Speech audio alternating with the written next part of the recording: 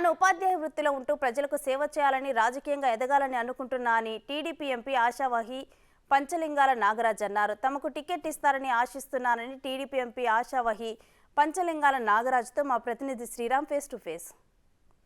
ఉమ్మడి కర్నూలు జిల్లా వ్యాప్తంగా రాజకీయం రోజురోజుకు మారుతూ ఉంది. అయితే కర్నూలు జిల్లా సంబంధించినటువంటి పార్లమెంట్ సెగ్మెంట్లో ఇప్పటికే రాజకీయ సమీకరణాలు మారుతూ ఉన్నాయి. అయితే దీనికి సంబంధించి ఇప్పటికే పార్టీలు అధికారంలో ఉన్నటువంటి పార్టీ వైసీపీ కావచ్చు, ఇటు ప్రతిపక్షంలో ఉన్నటువంటి తెలుగుదేశం పార్టీ పార్లమెంట్ సంబంధించినటువంటి అభ్యర్థుల కసరత్తు మొదలుపెట్టింది. అయితే ఇదే అంశానికి సంబంధించి మనతో మాట్లాడడానికి పంచలింగాల నాగరాజు ఉన్నారు. రాజకీయంగా రావడానికి ఒక వ్యాపారవేత్తగా ఉన్నటువంటి మీరు రాజకీయంగా రావడానికి ప్రధాన కారణం ఏమంటారు? వాస్తవంగా నేను పంచలింగాల గ్రామ నివాసిని. ఎంఎస్సి బీడ్ నా క్వాలిఫికేషన్. నేను మొట్టమొదట కాంట్రాక్ట్ లెక్చరర్గా ఎంఎన్ఆర్లో చేయడం జరిగినది. ఉద్యోగరీత్యా నేను చేస్తూ ఆ రోజుల్లో చంద్రబాబు నాయుడు గారు గవర్నమెంట్ పోస్టులు లేకుంటే టెంపరీగా కాంట్రాక్ట్ వ్యవస్థను తెచ్చిందే చంద్రబాబు నాయుడు గారు. అందులో భాగంగా మేము ఓ 4 సంవత్సరాలు నేను ఉద్యోగరీత్యా లెక్చరర్గా జాబ్ చేశాను, కెమిస్ట్రీ లెక్చరర్గా. ఆ తర్వాత ఈ ఫీల్డ్ మీద కూడా నేను ఎంతమందికి చెప్పగలిగితే ఒక 100 మందికి సంవత్సరం అంతా అయితే కూడా ఒక క్లాస్ అంటే ఎంత ఉంటుంది, ఒక 100 మంది ఉంటారు మహా అయితే. 100 మందికి మాత్రం నేను విద్యాబుద్ధులు నేర్పించగలను. అంతకుమించి ఒక సంవత్సర కాల పరిమితిలో నేను ఎవరికి ఇంకా చెప్పలేను కదా. ఇది ఈ రకంగా పోతే నా సర్వీస్ అంతా ఎంతమందికి చెప్పగలుగుతా. ఇది కాదు నా ప్లాట్ఫామ్ అనుకుని నేను ఆ ఉద్యోగం మానేసి బయటికి రావడం జరిగినది. వచ్చి ఎంతమందికి ఉపాధి కల్పించాలని చెప్పేసి ఒక సినిమా రంగాన్ని ఫస్ట్ ఒక ప్యాషన్గా తీసుకొని రాయలసీమ లవ్ స్టోరీ అనే ఒక సినిమాని నిర్మాతగా ఉండి నేను చిత్రీకరించాను. దాంట్లో కూడా మన స్థాయికి దాంట్లో సరైన సక్సెస్ సాధించలేకపోయాము. ఇది కూడా మనకు కాదు, ఈ ప్లాట్ఫారం కాదు అని చెప్పేసి నాకు ఏదో ఒక ప్లాట్ఫారం కావాలి, బలమైన ప్లాట్ఫారం కావాలని చెప్పేసి రాజకీయ రంగాన్ని ఎన్నుకుందాం అనుకునే సమయానికి దానికి కావాల్సిన ఆర్థిక వనరులు పరిపుష్టిగా ఉండాలని చెప్పేసి అందులో భాగంగా నేను రియల్ ఎస్టేట్ రంగాన్ని చూసుకున్నా ఫస్ట్. ఆ రియల్ ఎస్టేట్లో భాగంగా బిల్డర్గా నా ప్రస్థానాన్ని గత 10 ఏళ్లలో కావాల్సినంత విజయం సాధించి దాంట్లో అన్ని రకాలుగా ఆర్థిక స్థితిలో బాగా స్థిరపడిన తర్వాత నేను ఆ రంగంలో ఉండి కూడా చాలామందికి నా వంతు పాత్రగా గ్రామ స్థాయిలో అయితేనేమి, మండల స్థాయిలో అయితేనేమి నా సేవలు చేసుకుంటూ నా వృత్తిని కొనసాగించుకుంటూ ఆ విధంగా వస్తూ వచ్చాను. మొన్న జరిగినటువంటి జనరల్ బాడీ ఎలక్షన్లలో ఎంపీటీసీగా కర్నూలు ఎంపీపీగా పోటీ చేయాలని ఒకటే సంకల్పంతో ముందుగా పంచలింగాల జనరల్ అయినా కూడా ఎంపీటీసీగా నేను నా రాజకీయ ప్రస్థానాన్ని మొట్టమొదటి అడిగేశాను. ఆ ఎంపీటీసీగా నామినేషన్లు వేయడానికి కూడా అధికార పార్టీ వాళ్ళు నానా ఇబ్బందులు పెడితే కూడా మేమైనా కానీ మా గ్రామంలో 200 ఓట్ల మెజార్టీతో గెలిచి తర్వాత ఎంపీపీగా కూడా కర్నూలు రూరల్ మండలానికి మేము 1 ఓటు తేడాతో ఓడిపోయాము. లేకపోతే వాస్తవంగా ఎంపీపీ అయి ఉండాల్సింది మేము. 1 ఓటుతో మిస్ అయిన తర్వాత ఇది కూడా కాదు, మనం ఇంకా ఇంతకంటే పెద్ద ప్లాట్ఫారం తీసుకుంటే ఎంతోమందికి సేవ చేయాలంటే మనం ఈ రాజకీయ రంగంలో చట్టసభల్లో మనకు ఒక స్థానం అంటూ ఉంటే మనం అనుకున్న విధంగా చేయవచ్చనే సంకల్పంతో చట్టసభల్లో ఒక పెద్ద స్థానం కావాలి మనకు. ఈ ఎంపీటీసీ స్థాయిలో కూడా నేను ఎంతమందికి చేయగలుగుతా, ఒక గ్రామ స్థాయిలో చేయగలుగుతా. ఇది కాదు, చట్టసభల్లో చేయాలంటే దానికి తగిన నిర్ణయం తీసుకోవాలని చెప్పేసి ఇప్పుడు జరగబోయే 2024 ఎలక్షన్లకు ఎలాగైనా సరే శాసనసభకైనా సరే పార్లమెంట్ ఎంపీ స్థానానికైనా సరే పోటీ పడాలనే సంకల్పంతో గత సంవత్సరంన్నర నుంచి నేను మా కుర్బకులస్తుల్లో చైతన్యం తీసుకొచ్చి మా జనాభా ఇంత ఉంది కదా, ఈ కర్నూలు పార్లమెంట్ పరిధిలో ఉండేదే పార్లమెంట్ పరిధి అంతా బీసీ పార్లమెంట్ ఇది. అయినా కానీ 4.5 లక్షల ఓటు జనాభా పెట్టుకుని కుర్బకులంలో ఇంతవరకు ఎక్కడా కూడా మేము చట్టసభల్లో స్థానం నోచుకోలేదు. అందులో భాగంగా ముందుగా మా కులంలో చైతన్యం తీసుకొచ్చి నేను ఈ కుర్బకులానికి చట్టసభలో స్థానం కల్పించాలని చెప్పేసి అనేక సమావేశాలు ఏర్పాటు చేసుకొని ఒక జేఏసీ ఏర్పాటు చేసుకొని పొలిటికల్ జేఏసీ ఏర్పాటు చేసుకుని యాక్షన్ కమిటీని మేము ఈ విధంగా మా ప్రస్థానాన్ని సాగించుకుంటూ వస్తే మేమంతా కలిసి ఐక్యతతో తెలుగుదేశం పార్టీ అధ్యక్షుడైనటువంటి నారా చంద్రబాబు నాయుడు గారిని గెలవడం జరిగినది. కర్నూలు పార్లమెంట్ సంబంధించి మీ పేరు బాగా ప్రచారంలో ఉంది, అసలు ఏమంటారు? ఇప్పుడు మీరు చెప్పినట్లు నా పేరు నేను పార్లమెంట్ అభ్యర్థిగా పోటీ చేయడానికి సిద్ధమై ఉన్నాను. ఆల్రెడీ అధినాయకత్వానికి నా అప్లికేషన్ నా బయోడేట్ను పంపించడం జరిగినది. కాబట్టి నేను బరిలో ఉండడం అయితే వాస్తవం. అందులో భాగంగా నా పేరు ప్రముఖంగా వినిపిస్తున్న మాట కూడా అందరికీ సుపరిచితమైన మాటనే అది. కాబట్టి ఇప్పుడు ఏమంటే బీసీలకు అవకాశం ఇస్తామని అధిష్టానం చెప్పినందున అందులో భాగంగా మేము మా బీసీ కుల జాబితాలో అయినటువంటి కురవకులం తరపున నేను నా అప్లికేషన్ని ఫార్వర్డ్ చేయడం జరిగినది అధిష్టానానికి. అయితే మనం చూడొచ్చునా అంటే పేరుకి గ్రామానికి సంబంధించినటువంటి పేరుతో మీ పేరు ఉంది. ఎలా వచ్చిందంటారు? అంటే పంచలింగాల అనేటటువంటి మీ గ్రామం యొక్క పేరు మీ పేరుతో కలిసి వచ్చింది. ఎలా వచ్చిందంటారు ఆ పేరు? వాస్తవంగా తుంగభద్ర నది అవతల మా గ్రామం ఉన్నది. నా పేరు నాగరాజు అని, జనరల్ నా పేరు బస్తిపాటి నాగరాజు నాది ఒరిజినల్గా. అయితే ఏమంటే నాకు ఇక్కడ నేను చేసే వ్యాపారం రియల్ ఎస్టేట్ రంగం. ఆ చుట్టుపక్కల గ్రామాలు అయితేనేమి తుంగభద్ర తీరం నది తీరం నుంచి గద్వాల వరకు దగ్గర ఉండే ఈ వ్యాపార రంగంలో ఎవరు అంటే పంచలింగాల నాగరాజు అనేది ఒక బ్రాండ్ ఉంది నాకు అక్కడ. ఎందుకంటే నా గ్రామం పేరే నా ఇంటి పేరు అయిపోయింది వాస్తవంగా. పంచలింగాల నాగరాజు అంటే చుట్టుపక్కల ఎవరైనా గుర్తుపడతారు. కర్నూలు టౌన్లో కూడా ఎవరంటే పంచలింగాల నాగరాజు అనే స్థాయికి నా పేరు అట్ట బాగా మోటివేట్ అయిపోయింది. పబ్లిక్లోకి అది ఇమిడిపోయినది అనమాట. అందుకే నా ఇంటి పేరు కంటే నా గ్రామం పేరే నా ఇంటి పేరుగా మార్చుకొని నేను పంచలింగాల నాగరాజుగా పిలువబడుతున్నా వాస్తవంగా. ఎలా ఉందంటారు? ఇప్పటికే వైసీపీ సంబంధించినటువంటి అధికార పార్టీ 5 సంవత్సరాల పాలన ఎలా ఉంది? మీ సామాజిక వర్గానికి ఎలాంటి మేలు జరిగిందంటారు? గత ప్రభుత్వాలతో కంపేర్ చేస్తే ప్రజెంట్ ఉన్నటువంటి వైసీపీ ప్రభుత్వం యొక్క పరిపాలన ఏ విధంగా ఉందని చెప్పడానికి ఇంకా ఒక రోజంతా చెప్తే కూడా సరిపోదు వాస్తవంగా. సరే, మీరు చెప్పినట్లు మా కులం వరకు అడిగినారు కాబట్టి కురబ కులానికి ఏమైనా న్యాయం జరిగిందని అడిగారు. అందులో భాగంగా నేను చెప్పేది ఏమంటే బీసీ కులాలలో ఉపకులమైనటువంటి కురబ కులానికి వీళ్ళకంతా కార్పొరేషన్ మాత్రం ఒక పేరుకే నామకే వాస్తగా కార్పొరేషన్ ఏర్పాటు చేశారు. ఏమాత్రం నిధులు కానీ అధికారాలు కానీ ఏమాత్రం ఇవ్వలేదు. కుర్చీకి పరిమితం అయిపోయి వాళ్ళ కాల పరిమితి కూడా ముగిసిపోయినది. అయినా కానీ మా కురబ కులానికి తీసుకుంటే గొర్రెల యూనిట్లు ఉన్నాయి. జనరల్గా గొర్రెల సంఘాలు ఉన్నాయి. ఏమాత్రం ఒక యూనిట్ ఇచ్చింది లేదు, దాఖలాలు లేవు. గత ప్రభుత్వంలో నెంబర్ ఆఫ్ యూనిట్స్ వచ్చి మావి ఈ గొర్రెల పెంపకందారుల యొక్క సంఘము విరాజిల్లనేది వాస్తవంగా. అందులో భాగంగా ప్రతి గ్రామంలో టీడీపీ హయాంలో మాకు ఇచ్చినటువంటి అవి ఆ గొర్రెల నుంచి వాళ్ళు పెంపొందించుకొని ఈరోజు పెద్ద పెద్ద మందలయ్యి వాళ్ళ యొక్క జీవన స్థితిగతులు మార్చుకొని ఆర్థికంగా బలపడినారు. ఈ గవర్నమెంట్ వచ్చిన తర్వాత ఒక యూనిట్ ఇచ్చిందని చెప్పేసి వాళ్ళు సగర్వంగా చెప్పుకోలేరు. అదే కాదు, మాదాసి కురవ అని చెప్పేసి మా కులం యొక్క సర్టిఫికెట్ల జారీ విషయంలో మాకు జగన్మోహన్ రెడ్డి గారు అప్పుడు పాదయాత్ర చేస్తూ చాలా మాటలు చెప్పారు మాకు. అందులో భాగంగా మేమంతా ఆ రోజుల్లో ఆయనకు ఏకతాటి మీదకి వచ్చేసి మాకేదో న్యాయం జరుగుతుందని చెప్పేసి వన్ సైడ్ అయి వైఎస్ఆర్సీపీకి గెలుపునకు మేము అహర్నిశలు కష్టపడి చేశాం. అందులో భాగంగా మేము మా కుల నాయకులు అయితేనే అందరూ కలిసి జగన్మోహన్ రెడ్డి గారికి దగ్గరికి పోయినాము. పోయిన తర్వాత ఈ సర్టిఫికేట్ల గురించి మేము చాలా అడిగాము, చాలా ప్రాధాయపడ్డాము. అందులో భాగంగా నామకే వాస్తే ఒక జీవో ఇచ్చినారు మాకు. ఆ జీవో ఇంప్లిమెంటేషన్కి ఎక్కడా నోచుకోలేదు. ఎంఆర్ఓ స్థాయిలో ఏమాత్రం సర్టిఫికేట్ జారీకి నోచుకోక మొన్న రీసెంట్గా జరిగినటువంటి కులగణలో కూడా మాదారి కురవ అని ఏమాత్రం ఇంప్లిమెంట్ చేయలేకపోయారు. దానికి కూడా ధర్నాలు చేసినాం, అన్నీ చేసినాం. అయినా ఏమాత్రం కించిత్తు కూడా వాళ్ళ నుంచి స్పందన లేకుండా ఉంది. కాబట్టి మేము ఇప్పుడు రాబోయే 2024 సార్వత్రిక ఎన్నికల్లో ఖచ్చితంగా ఈ గవర్నమెంట్ గుణపాఠం చెప్పడానికి సిద్ధంగా ఉన్నాం. అందులో భాగంగా మేము అభ్యర్థించుకొని మా సాధక పంచలింగాల నాగరాజు అంటే ప్రజలకు సేవ చేయాలనేటటువంటి గుణంతో రాజకీయాలకు రానున్నారా, లేకుంటే ఏదన్నా సంపాదించాలని చెప్పి రావాలనుకుంటున్నారు? ఏం చెప్పదలుచుకున్నారు? వాస్తవంగా సేవాగుణంతోనే నేను ఈ రంగంలోకి వచ్చాను. పొలిటికల్గా అంటేనే ఇంకా ఎక్కువగా సంపాదించుకోవడానికే వస్తూ ఉంటారు అని చెప్పి ఒక అపోహ ఉంటుంది. ఎలా ఉంటుందంటారు? అంటే ఒక యాజ్ ఏ లెక్చరర్గా కూడా మీరు వర్క్ చేశారు. ఎలా అంటే ప్రజలకు సేవ చేయాలనే దృక్పథంతో రాబోతున్నారు? రైట్. వాస్తవంగా మన కర్నూలు పార్లమెంటు పరిధిలో ఏముందంటే నా బాధ అంతా ఒకటే. నేను రైతు బిడ్డను. నేను రైతు కుటుంబం నుంచి వచ్చిన వ్యక్తిని. వాస్తవంగా కర్నూలు పార్లమెంటు పరిధి అంతా తీసుకుంటే తుంగభద్ర నదీ తీరం అంతా కర్నూలు పార్లమెంట్ ద్వారానే ఎంటర్ అవుతుంది. కర్ణాటక నుంచి మన ఆంధ్రలోకి ఎంటర్ అయ్యేటప్పుడు మొత్తం టోటల్ కర్నూలు పార్లమెంట్ మీదుగా పారిపోతుంది. కానీ వాటర్ అంతా నంద్యాల జిల్లాలోకి ఎంటర్ అయిన తర్వాత నంద్యాల అంతా సుభిక్షంగా ఉంది. నంద్యాల ఉమ్మడి జిల్లాలో ఉన్నటువంటి నంద్యాల సుభిక్షంగా ఉంది. ఇప్పుడు జిల్లాలు బైఫర్గేషన్ అయినా కూడా నంద్యాలకు కావాల్సిన ఆయకట్లు, డ్యామ్లు, బ్యాక్ వాటర్ అయితేనేమి వాళ్ళకి సంపూర్ణమైన వాటర్ ఉంది.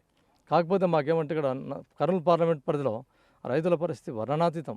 ఎంత ఘోరాతి ఘోరం అంటే చెప్పలేనంత బాధలు ఉన్నాయి. ఏ ఒక్క ఎకరానికి నీళ్ళు పడట్లేదు. మనకు ఉండేది ఒకటి ఉంది ఆప్షన్, ఎల్ఎల్సి ఒకటి వస్తుంది మనకు. ఆ ఎల్ఎల్సి కూడా దామాషా ప్రకారం కావాల్సిన నీళ్లు మనకు కర్ణాటక నుంచి రావట్లేదు. వాస్తవంగా ఆడ మనకు 1400 క్యూసెక్లు వదిలితే ఎమ్మెనూరుకి వచ్చేపాటికి 800 క్యూసెక్లు వరాలి. యాక్చువల్గా మనకు ఆడికి వచ్చేపాటి 400 క్యూసెక్లు వస్తున్నాయి అంతే. ఆడికి అంటే వాటర్ ఎక్కడ డైవర్ట్ అయిపోతుందో అక్కడ అసలు దామాషా ప్రకారం కూడా వదలలేకపోతారు. కాబట్టి ఇదంతా ఏంటంటే నాకు చూసి ఈ రైతాంగాన్ని అంతా నాకు, ఎందుకంటే నేను మ్యారేజ్ చేసుకున్న పత్తికొండలో వాస్తవంగా నేను పదే ఆ గ్రామాలకు ఆ సైడ్ పోతూ ఉంటా. ఏంద్రనైనా పరిస్థితి ఇంత దారుణంగా ఉందని చెప్పేసి అందులో భాగంగా మనకంతా ప్రతి ఎకరాకు నీళ్ళు అందాలంటే, మనం ఏదైనా చేయాలంటే, ఏదైనా సాధించాలన్నా చట్టసభల్లో తగిన స్థానం సంపాదిస్తేనే మనం ఈ రైతాంగానికంతా మనం ఏదైనా చేయగలమనే ఒక సంకల్పంతో నేను వాస్తవంగా ఈ రాజకీయ రంగాన్ని ఎంచుకున్నాను. ఇప్పటికే టీడీపీ సంబంధించినటువంటి పార్టీ బీసీలకు సంబంధించినటువంటి పార్లమెంటు అభ్యర్థిని కసరత్తు మొదలుపెట్టింది. అయితే మీ సామాజిక వర్గానికి వస్తే మీ సామాజిక వర్గంలో కూడా అత్యధికంగా కాంపిటీషన్ ఉంది. ఎలా ఉంటుందంటారా? అంటే మీకు అవకాశం వస్తే మీకు సపోర్ట్ చేసే అవకాశం ఉందంటారా? ఇటీవల మీరు జేఏసీ సంబంధించినటువంటి సమావేశం కూడా నిర్వహించారు. ఎలాంటి ప్రస్తావన చేశారండి? వాస్తవంగా చాలా మంచి ప్రశ్న వేసినారు. దీన్ని ఒక మాటలో చెప్పాలంటే అంతర్యుద్ధం అంటారు దీన్ని. ఎందుకంటే కురవకులంలో కూడా ఆశావహులు కురవకులానికి అధిష్టానం వారు కురవకులానికి ఇస్తామన్నప్పుడు మా కురవకులంలో కూడా ఎంతమందైనా పోటీ పడడానికి వాస్తవంగా అవకాశాలు ఉంటాయి. అందులో భాగంగా మేము కూడా చైతన్యం చేసి మా కురవకులంలో ఆ కులాన్ని చైతన్యం చేసుకుంటూ వచ్చి రాజకీయంగా మనం ఒక ఎంపీ సీట్ మనం ఖచ్చితంగా కొట్టాలని చెప్పేసి మొట్టమొదట దీనికి బీజం వేయడానికి వేసిన పాత్రలు నేను కూడా ఒక మొట్టమొదటి మనిషిని. వాస్తవంగా మనకు చట్టసభలో స్థానం కావాలని చేసింది.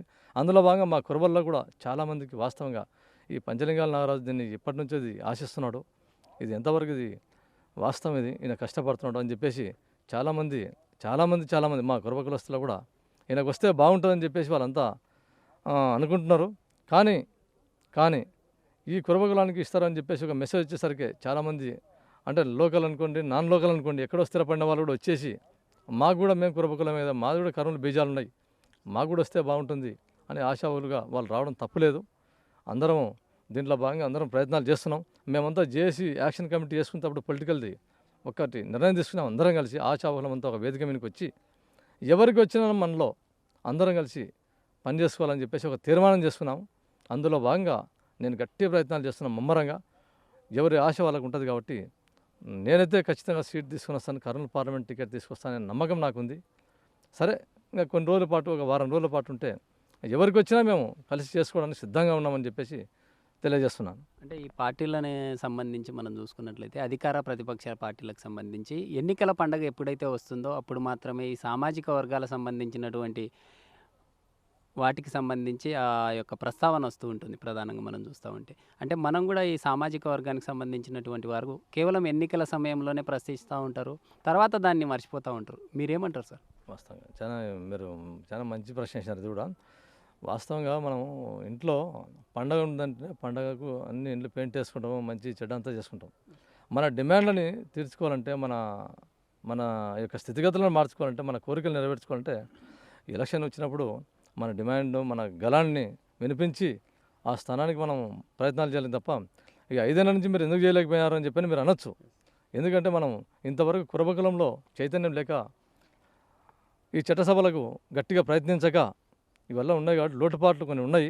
అవన్నీ సరిదిద్దుకొని గత 2 సంవత్సరాల నుంచి మేము ఒక వేదిక ఏర్పాటు చేసుకొని ఈ 2024 ఎలక్షన్లకి కురబకులం ఎంపీ టికెట్ కర్నూలు పార్లమెంటు కురబలకు ఇస్తారు అనే నినాదాన్ని మేము తెర మీద తెచ్చినామంటే మేము ఏమాత్రం దీని వెనకల ఎంత కష్టపడి ఉంటే మాకు ఈరోజు ఈ స్థితి వచ్చింటుంది. మేము ఇంట్లో కూర్చొని ఉంటే ఈరోజు కర్నూలు పార్లమెంట్ కురబలకు అని చెప్పే స్థానం ఎప్పటికి వచ్చేది కాదు. మేము దాని తగిన ప్రయత్నం చేసినాం కాబట్టి మీరు చెప్పినట్లు ఎలక్షన్లు వచ్చినాయి కాబట్టి ఈరోజు వచ్చినారని మాత్రం అనుకోవద్దండి. ఎప్పటి నుంచో మేమంతా కసరత్తు చేసినాం కాబట్టి మా సామాజిక వర్గంతో ఏకతాటి మీదకి వచ్చేసి మేమంతా నిర్ణయించుకొని మన ఆలూరు సభ తీసుకోండి. ఆలూరు సభ బ్రహ్మాండంగా బహిరంగ సభ చేశాం, సక్సెస్ఫుల్. ఈ మధ్యకాలంలో ఎలాంటి నిర్ణయాలు తీసుకున్నారంటారంటే ఆ సభలో కూడా కీలకమైనటువంటి నేతలు కూడా పాల్గొన్నారు. అంటే బళ్ళారి సంబంధించినటువంటి డిప్యూటీ మేయర్ శశికళ కావచ్చు, మీలాంటి పంచలింగాల నాగరాజు కావచ్చు, లేదా వివిధ రకాలైనటువంటి వారు కూడా ఆశావాహులు ఎక్కువగా వచ్చారు. ఎలాంటి నిర్ణయాలు తీసుకున్నారు, ఎలా ముందుకెళ్ళాలనుకున్నారు? వాస్తవంగా బహిరంగ సభలో ఒకటే నిర్ణయం తీసుకున్నాం మేమంతా. మా కుల సర్టిఫికెట్లు సాధన మాదాసి కుర్మ మాదారి కుర్మ అనే దానికి మెయిన్గా తీర్మానం చేసుకోవడం జరిగింది. ఒకటి ఇష్యూ, ఎవరు వచ్చినా కూడా చట్టసభలో ఎవరు అడుగు పెట్టినా కూడా దీని మీద పోరాటం చేయాలని చెప్పేసి ఒక సంకల్పంతో ఒకే వేదిక మీద అందరం పంచుకున్నాం. అదేగాక ఆ వేదిక మీదుగా మేమంతా ఒకటే, మాలో ఎవరికి ఇచ్చినా టికెట్ మేమంతా వారి యొక్క గెలుపును కృషి చేస్తామని చెప్పేసి రెండో తీర్మానం చేసుకుంటారు. ఈ రకంగా ఆ బహిరంగ సభ ద్వారా మేము ఏం ఇచ్చినామంటే మెసేజ్ సమాజానికి మేమంతా ఐకమత్యంతో ఉన్నామని చెప్పేసి చాటి చెప్పడానికి మేము నిరూపించుకున్న సభ అది. కాబట్టి మేమంతా ఐకమత్యంతో ఉన్నాం. రేపు రాబోయే ఎలక్షన్లో ఎవరికి టికెట్ ఇచ్చినా కూడా, ఎవరికి నాకు వచ్చినా సరే, వేరే వాళ్ళకి వచ్చినా సరే, ఎవరికి వచ్చినా కూడా మేమంతా కలిసి ఐకమత్యంతో కురబకులస్తులో ఎవరు నిలబడినాడో వాళ్ళని గెలిపించుకోవడానికి సిద్ధంగా ఉన్నాం.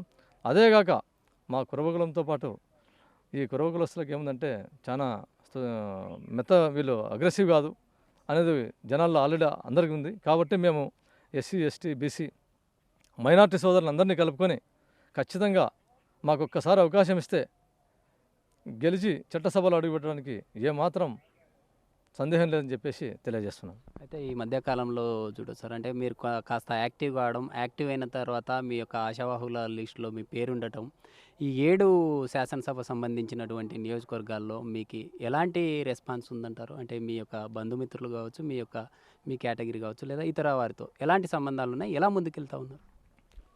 వాస్తవంగా నేను ఎంఎస్సీ బీడ్ అని మీకు ఇదివరకే చెప్పాను, లెక్చరర్ చేశానని. నాకు ఎమ్మెనూరులో మాకు ఉండేది, మనకు ఇప్పుడు కర్నూలు పార్లమెంట్లో 7 సెగ్మెంట్లు, 7 అసెంబ్లీ స్థానాలు. 7 అసెంబ్లీ స్థానాల్లో నేను ఎమ్మెనూరు, ఆదోని ప్రాంతాల్లో లెక్చరర్ జాబ్ చేశాను. ఎప్పుడు గత 15 సంవత్సరాల క్రితమే. నాకు లెక్చరర్స్తో అయితేనేమి, నా కింద చదివినటువంటి స్టూడెంట్స్ అయితేనేమి, వాళ్ళు ఈరోజంతా ప్రయోజకులై ఒక స్థాయికి ఎదిగినారు. స్టూడెంట్స్ అయితేనేమి, ఆ లెక్చరర్స్తో నాకు ఉండే సన్నిహిత సంబంధాలు అయితేనేమి, వాళ్ళంతా నాకు 2 సెగ్మెంట్లో బలంగా విద్యాపరంగా నాకు ఫుల్ సపోర్ట్ ఉంది అక్కడ. అలాగే విద్యాపరంగా ఉంటూ కొందరు రాజకీయంగా కూడా ఆల్రెడీ చైతన్యవంతులై ఉన్నారు. నా కింద చదివినటువంటి స్టూడెంట్స్ అయితేనేమి, మా సామాజిక వర్గంలో ఉండే వాళ్ళు అయితేనేమి. కాబట్టి ఆ 2 సెగ్మెంట్లు నాకు ఉంది. నాకు ఇంకా మ్యారేజ్ పరంగా పత్తికొండలో చేసుకున్నాను. పత్తికొండలో మా మామగారు గతంలో మార్టాడ్ చైర్మన్, జెడ్పీటీసీ, రాజకీయంగా వాళ్ళు ఆల్రెడీ ఎప్పటి నుంచో గత 30 ఏళ్ళ నుంచి వాళ్ళు అనుభవం ఉంటున్నారు అక్కడ. ఆలూరు కూడా అంతే, మా కో బ్రదర్ ఉంటాడు, వాళ్ళ ఫాదర్ గత 30 ఏళ్ళ నుంచి టీడీపీ పార్టీలో మార్టాడ్ చైర్మన్, రకరకాల పదవులు జెడ్పీటీసీగా చేసినారు అక్కడ. కాబట్టి రాజకీయంగా మాకు ఆలూరు, పత్తికొండ బంధువర్గం గణనీయంగా ఉన్నది. ఆదోని, ఎమ్మెనూరు మాకు ఇంకా మీకు చెప్పాను ఆల్రెడీ విద్యాపరంగానే లెక్చరర్ జాబ్ చేశాను కాబట్టి నాకు అక్కడ ఉండే పరిచయాలు సుదీర్ఘంగా ఉన్నాయి అక్కడ. పంచలింగాల నాగరాజుకి కర్నూలు పార్లమెంట్ సంబంధించినటువంటి ఇన్ఛార్జిగా బాధ్యతలు ఇచ్చి రానున్న రోజుల్లో బరిలో దింపితే ఎలాంటి డెవలప్మెంట్ చేస్తారంట? వాస్తవం కర్నూలు పార్లమెంటుగా నాకు గాన సీటు కేటాయించినట్లయితే ఎస్సీ, ఎస్టీ, బీసీ, మైనార్టీ సోదరులందరినీ కలుపుకొని మా కురవకులాన్ని అందరినీ తీసుకొని బీసీలో ఉన్నటువంటి అన్ని ఉపకులాలను కలుపుకొని నేను ఖచ్చితంగా భారీ మెజార్టీతో విజయం సాధించిన తర్వాత చట్టసభలో అడుగుపెట్టినానంటే మొట్టమొదటి నేను చేయబోయేది ఏమంటే ఈ కర్నూలు పార్లమెంట్ పరిధిలో ఎల్ఎల్సి గురించి ఖచ్చితంగా ఆలోచన చేస్తా. ఎందుకంటే లైనింగ్ సరిగలేదు, ప్రతి ఎకరాకు నీళ్ళు అందట్లేదు. అది ప్రతి ఎకరాకు నీళ్ళు అందాల అనే ఉద్దేశంతో అప్పట్లో ఎల్ఎల్సి మనకి ఇచ్చారు, హెచ్ఎల్సి అనంతపూర్కి వెళ్ళిపోయింది. అది సరిపోదు, ఇప్పుడున్న పరిస్థితులకు, ఇప్పుడున్న పరిణామాలకు ఆ కాలువడు సరిపోదు. అందులో భాగంగా వేదవతి అయితేనేమి, గుండ్రేవుల ప్రాజెక్ట్ అయితేనేమి, ఈ 2 ప్రాజెక్టులను కంప్లీట్ చేసి ఆ రుణాన్ని నేను తీర్చుకోవడానికి ఈ రైతుల తరఫున నేను సిద్ధంగా ఉన్నాను. చట్టసభలో నాకు ఒక్కసారి అవకాశం ఇచ్చి చూడండి, నా వంతు పాత్ర ఏ విధంగా ఉంటుందనేది ఒక రైతు బిడ్డగా నేను గట్టిగా హామీ ఇస్తున్నాను. ఈ పక్కనే ఉన్నటువంటి మంత్రాలయం కావచ్చు, ఆదోని, ఆలూరు పరిసర ప్రాంతాల్లో పక్కనే ఈ తుంగభద్ర కావచ్చు, కృష్ణా సంబంధించినటువంటి నదులు ప్రవహిస్తూ ఉంటుంది. నిత్యం వలసలకు వెళ్తూ ఉంటారు. అలాంటి వారికి ఏదైనా చేసే ఆలోచన ఉందంటారా? మీరు రానున్న రోజుల్లో మీ పార్టీ ఫామ్ అయ్యి మీకు అవకాశం ఉంటే? వాస్తవంగా మీరు అడిగినారు. ఇప్పుడు ఎందుకంటే ఆ నీటి లభ్యత లేకనే వాస్తవం వాళ్ళంతా వలస వెళ్ళిపోతున్నారు. అవి ఎందుకంటే ఆ పొలాల్లో వర్షాధారం అంతా, ఆ వర్షాలు సరిగా పడక అవి రెడ్ సాయిల్ పొలాలు అవన్నీ ఉండడం వల్ల పంటలు కూడా సరిగా లేకనే వలస వెళ్ళిపోతున్నారు. మనం ప్రతి ఎకరాకి నీళ్ళు ఆటోమేటిక్గా ఇచ్చినప్పుడు ప్రతి గ్రామం సుభిక్షంగా ఉంటుందని చెప్పేసి నాకు పెద్ద కోరిక. అంతేగాక నిజంగా పార్లమెంట్లోకి కానీ అడుగుపెట్టినామంటే ఈ పారిశ్రామికంగా కూడా మనం గవర్నమెంట్ కానీ రూలింగ్లోకి వస్తే ఈ ఎమ్మెనూరు అనుకోండి టెక్స్టైల్ పార్క్, పత్తికొండలను తీసుకోండి టమోటా జ్యూస్ ఫ్యాక్టరీ, ఇవన్నీ మన సంకల్పాలు చాలా ఉన్నాయి. ఎందుకంటే ఒక రోజులో ఒక కాన్స్టిట్యూషన్ గురించి చెప్పుకుంటే పోతే చాలా ఉంది. ప్రతి నియోజకవర్గం మీద అక్కడ ఉన్న స్థితిగతుల మీద అంత అవగాహన ఉంది నాకు ఆల్మోస్ట్ ఆల్. కాబట్టి ఇండస్ట్రియల్ పరంగా కూడా ఏ విధంగా నా వంతు శక్తివంచన మేరకు నేను ఎంత ప్రయత్నం చేయను, ఏ పని ఎవరితో పోతే ఏ పని సులభంగా అవుతుందో ఆ రకంగా నేను ఆ దిశగా అడుగులు వేసి ఈ కర్నూలు పార్లమెంట్ని మరో పారిశ్రామిక ప్రాంతంగా, ఒక కోస్తా ప్రాంతంగా ఈ 2 రకాలుగా తయారు చేయాలనేదే నా యొక్క సంకల్పం ఈ రాజకీయ జీవితంలో అడుగుపెట్టిన తర్వాత. ఇటీవల జరిగినటువంటి రా కదిల్రా అనేటటువంటి సభ కూడా గ్రాండ్గా జరగడం జరిగింది. అక్కడ మీరు పాల్గొనడం జరిగింది. ఎలాంటి సంకేతాలు వచ్చాయంటారు పార్టీ నుంచి? ఇప్పటికే మీ సామాజిక వర్గ సంబంధించినటువంటి ముఖ్య లీడర్గా ముందుకెళ్తున్నారనేటటువంటి వార్తలు వచ్చాయి. వాస్తవంగా మనం పత్తికొండ సభ కంటే ముందుగా కుప్పంలో చంద్రబాబు గారు శ్రీ కనకదాస్ జయంతి కనకదాస్ గారి యొక్క విగ్రహావిష్కరణకు సార్ వచ్చారు. ఆ రోజు వచ్చి ఓన్లీ కురవలతోనే ఆ రోజు సమావేశం. ఆ రోజు సార్ ఏమన్నారంటే కుప్పం సాక్షిగా, కుప్పంలో కనకదాస్ సాక్షిగా సార్ ఒక మాట ఇచ్చారు మాకు. ఎక్కడైతే మీరు గెలుస్తారో ఆ ప్రాంతాల్లో మీకు రాజకీయ చైతన్యం తీసుకొచ్చి ఖచ్చితంగా సీట్లు అలాట్ చేసి ఈ టర్మ్ 2024 ఎలక్షన్లో మాత్రం మీకు ఖచ్చితంగా కేటాయిస్తాము, మీరు మిమ్మల్ని చట్టసభల్లో తీసుకొచ్చే బాధ్యత నాది అని చెప్పేసి గట్టిగా హామీ ఇచ్చారు మాకు సార్ కుప్పం సభలో. అందులో భాగంగా పత్తికొండ అంటేనే మాకు కురవల అత్యధిక స్థానం, కర్నూలు పార్లమెంట్లో అత్యధిక స్థానం ఉండేది పత్తికొండ ప్రాంతంలో. 72,000 మెజార్టీ ఉంది అక్కడ కురవలది, ఆల్మోస్ట్ 72,000. ఆలూరులో 60,000, మంత్రాలయం 45,000, ఎమ్మెనూరు 40,000, కోడుమూరు 25,000, కర్నూలు 30,000. ఈ విధంగా అందరూ ఆ పత్తికొండ సభకు మేమంతా ఏకతాటి మీదకి వచ్చి మాకు హామీ ఇచ్చారు. కాబట్టి గతంలోనే ఆ కుప్పంలో మేమంతా ఆ సభను విజయవంతం చేసి ఆ టికెట్ మళ్ళీ మాకు కేటాయించాలి కర్నూలు పార్లమెంట్ ఎట్టి పరిస్థితిలో మిస్ చేయొద్దండి సార్ అని చెప్పేసి ఆ సభాసాక్షిగా కూడా మేము సార్ని వేడుకోవడం జరిగినది. మా పొలిటికల్ జేసీ తరఫున కూడా సార్కు ఓ మెమరాండం ఇవ్వడం జరిగినది ఆ సభాసాక్షిగా. కాబట్టి మాకు ఖచ్చితంగా రాబోయే రోజుల్లో సీట్ల కేటాయింపులో కర్నూలు పార్లమెంటు కురవలకిస్తారని మేము ఆశాభావం వ్యక్తం చేస్తున్నాం. అయితే ఇప్పటికే తెలుగుదేశం పార్టీ రా కదిల్రా అనేటటువంటి నినాదంతో ముందుకెళ్తుంది. వైసీపీ అధిష్టానం కూడా సిద్ధం అనేటటువంటి నినాదంతో ముందుకెళ్తుంది. అంటే మీరు రా కదిల్రా అని పిలవడంతో సిద్ధమని చెప్తా ఉన్నారా, లేకుంటే ఏం జరుగుతుందండి? ఇప్పుడు రా కదలరా అని అంటే మన చంద్రబాబు నాయుడు గారు బీసీలందరినీ రా కదలరా అందరినీ ఏకం చేయాలనే సంకల్పంతో జేహో బీసీ ఓ ప్రోగ్రాం వచ్చింది. జేహో బీసీ టైటిలే జేహో బీసీ. బీసీలకు న్యాయం చేసే పార్టీ ఒకటే పార్టీ, తెలుగుదేశం పార్టీ.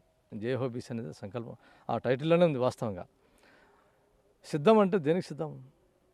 జగన్మోహన్ రెడ్డి గారు సిద్ధమని పెట్టినారు. మాకు ఏం చేసినారని చెప్పేసి సిద్ధం, ఏం బీసీలకు ఏం న్యాయం జరిగిందని చెప్పేసి సిద్ధం.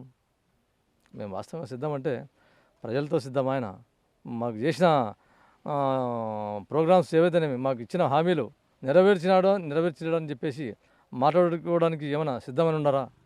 కాబట్టి ఎక్కడ మాకు న్యాయం జరగలేదు ఈ ప్రభుత్వంలో. కాబట్టి మేము రా కదలరా అనే దానికి కట్టుబడి మేము ఈసారి మా యొక్క కురవల యొక్క సత్తా ఏమిటో మాకు ఇచ్చే సీట్ను గెలిచి మేము గిఫ్ట్గా చంద్రబాబు నాయుడు గారికి మేము ఇస్తామని చెప్పేసి మేము. యాజ్ ఏ లెక్చరర్గా గతంలో మీరు టీచింగ్ ఫీల్డ్లో ఉన్నారు.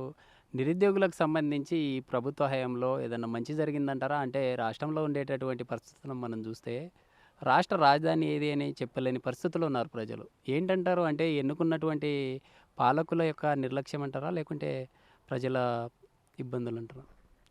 వాస్తవంగా జగన్మోహన్ రెడ్డి గారు ముఖ్యమంత్రి వారిలో మనకు ఏం మాట ఇచ్చారంటే ఆ రోజు మేనిఫెస్టోలో కూడా అమరావతి రాజధాని చెప్పారు. కానీ అమరావతి అంతకంతగా డెవలప్ చేసుకుంటూ పోయింటే కూడా ఈరోజు మనకు అక్కడ ఉపాధి ఇప్పటి నుంచే స్టార్ట్ అయిపోయేది నిరుద్యోగులకు. ఇంకో రంగం పరిశ్రమలు వచ్చేటివి, మంచి మంచి కాలేజీలు అయితేనేమి, ఇండస్ట్రియల్ ఐటీ క్యాడర్ అయితేనేమి ఇవన్నీ వచ్చేవి. కానీ సార్ ఏం చేసినాడు, 3 రాజధానులు అని చెప్పేసి 3 ప్రాంతాలకు విచ్ఛిన్నం చేసి మన కర్నూలుకు న్యాయ రాజధాని చెప్పేసి ఇంతవరకు ఒక్క ఇటుక కానీ ఒక అడుగు కానీ మొదలుపడలేదు. కాబట్టి ఎక్కడెక్కడ కూడా రాజధాని ఏదని చెప్పలేకపోతే ఇంతవరకు పరిపాలించిన ముఖ్యమంత్రులకెల్లా ఎక్కడ దేశంలో ఇక్కడ ఏ దేశంలో అయినా సరే భారతదేశంలో అయితే మాత్రం ఏ ముఖ్యమంత్రి కూడా ఇంత అధ్వానంగా పరిపాలించలేదా? ముఖ్యమంత్రి వర్యులనే డైరెక్ట్గా క్వశ్చన్ చేస్తే కూడా మీ రాజధాని ఏదా అని ఇట్లా మీరు ఒకసారి గతంలో ఎన్నికల్లో చెప్పారు, అంటే అనేక రకాల హామీలు ఇచ్చారు, నాకు అవకాశం ఇవ్వండి నేను కేంద్రం మెడలు ఉంచుతామని చెప్పారు. మరి ఎవరు మెడలు ఉంచుతున్నారంటారు ఇప్పుడు? ఎవరి మెడలు ప్రజల మెడలు ఉంచేసాడు ఆయన ఆల్రెడీ. ముఖ్యమంత్రి మనకు ప్రత్యేక హోదా అన్నారు, ఇంకా రకరకాల హామీలు ఇచ్చినారు. ప్రత్యేక హోదా తేవడానికి నాకు అంతా ఏకదాటికి 25 పార్లమెంట్ సీట్లు ఏంటంటే ఆల్మోస్ట్ ఆల్ ఇచ్చినారు. ఆల్మోస్ట్ ఆల్ ఇస్తే కూడా 7 మెడలు ఉంచేది ఏముంది? ఆయనకి ఇంకా మీరంతా చూస్తూనే ఉన్నారు ఆయన ఎంత మాత్రం చేసినాడని చెప్పేసి. ముఖ్యంగా రాజధాని ఏదంటే సారే చెప్పలేకున్నారు. ముఖ్యమంత్రి వారు వెళ్ళినటువంటి జగన్మోహన్ రెడ్డి గారు మీ రాజధాని ఏదా అంటే కూడా 3 రాజధాని అంటే ఇంకా దానికి లీగల్గా ఎన్నో సమస్యలతో పోరాడుతూనే ఉంది. గవర్నమెంటే అయిపోయా, ఇంకా 2 నెలలు ఉంటే గవర్నమెంట్ అయిపోయా. ఒక ముఖ్యమంత్రి మీ రాజధాని ఏదా అంటే చెప్పలేకపోతున్నా అంటే ప్రజల పరిస్థితి ఎంత అధ్వానంగా ఉంటుందంటే ఘోరాతి ఘోరమైన పరిస్థితి. అసలు నిరుద్యోగుల పరిస్థితి ఆలోచించే పరిస్థితి. మన 6,000 ఒకటి వేసినారు. అదేమన్నా డిఎస్సీ అది ఏదో పోతూ పోతూ ఇది వేసినట్టు. కాబట్టి గవర్నమెంట్ అన్ని రకాలుగా ఫెయిల్యూర్, ఓవరాల్గా ఫెయిల్యూర్. అయితే ఈ మధ్య కాలంలో చూసాం సార్, అంటే మార్పు చేర్పులు చేస్తూ ఉన్నారు. అంటే ప్రజల్లో ఉండేటటువంటి వ్యతిరేకత వల్ల మారుస్తున్నారా, లేకపోతే ఎమ్మెల్యేల మీద లేదా ఎంపీల మీద ఉన్నటువంటి వ్యతిరేకతతో అభ్యర్థులను మారుస్తున్నారంటారా? ప్రజల్లో వ్యతిరేకత ఉన్నది వాస్తవం. కానీ ఎమ్మెల్యేలను మార్చేంత మాత్రాన ఏం మనగురేదేం ఉండదు. ముఖ్యంగా జగన్మోహన్ రెడ్డి ముఖ్యమంత్రినే మార్చాలా. ముఖ్యమంత్రి మారినప్పుడే దీనికంతా న్యాయం జరుగుతుంది తప్ప అనుభవజ్ఞటువంటి చంద్రబాబు నాయుడు రావాల్సిందే, ఖచ్చితంగా వస్తాడు. మళ్ళీ ముఖ్యమంత్రి ఈ రాష్ట్రాన్ని రిపేర్ చేయాల్సిన మెకానిక్గా ఒక రిపేర్ చేసేదని ఒక గాడిలో పెట్టాల్సిన బాధ్యత కూడా ఆ పెద్ద అయినటువంటి గౌరవనీయులైనటువంటి శ్రీ నారా చంద్రబాబు నాయుడు గారి యొక్క భుజస్కంధాలను వేసుకొని దీన్ని చక్కదిద్దాడని చెప్పేసి మాకైతే నిండుగా సంకల్పం ఉన్నది. అందులో భాగంగా మేమంతా చంద్రబాబు నాయుడు ముఖ్యమంత్రి కావాలా, అధిక మెజార్టీతో, చెప్పలేనంత మెజార్టీతో ఆయన గెలవాలని చెప్పేసి మేము నిండు మనసుతో నిండు సంకల్పంతో ఆశిస్తున్నాం. ఇది ఓవరాల్గా ఇప్పటికే చూసుకున్నట్లయితే ఆదోని ఎమ్మిగనూరు పరిసర ప్రాంతాల్లో తన యొక్క ప్రస్థానం అంటే లెక్చరర్గా ప్రస్థానాన్ని ప్రారంభించి నేడు వ్యాపారవేత్తగా ఇప్పుడు ప్రస్తుతం ఉన్నటువంటి కర్నూలు పార్లమెంట్ ఏదైతే ఉందో పార్లమెంట్ సంబంధించినటువంటి ఆశావాహుల జాబితాలో ముందంజలో ఉన్నానంటూ కూడా తెలుపుతున్న పరిస్థితి. అయితే రానున్న రోజుల్లో కూడా ఖచ్చితంగా తెలుగుదేశం పార్టీ అవకాశం ఇస్తే ఖచ్చితంగా గెలుపు దిశగా ముందుకెళ్తాం, చంద్రబాబు నాయుడుకు గిఫ్ట్ ఇస్తామంటూ కూడా తెలుపుతున్న పరిస్థితి. తమ సామాజిక వర్గం ఏదైతే ఉందో గతంలో అనేక రకాల జేఏసీల పేరిట సమావేశాలు నిర్వహించుకున్నాం. రానున్న రోజుల్లో తమ సామాజిక వర్గానికి సంబంధించినటువంటి లీడర్ ఎవరైతే ఉంటారో వారికి ఖచ్చితంగా సపోర్ట్ చేసే దిశగా ముందుకెళ్తామంటూ కూడా తెలుపుతున్న పరిస్థితి. వీడియో జర్నలిస్ట్ సురేష్తో శ్రీరామ్, బిగ్ టీవీ, కర్నూలు.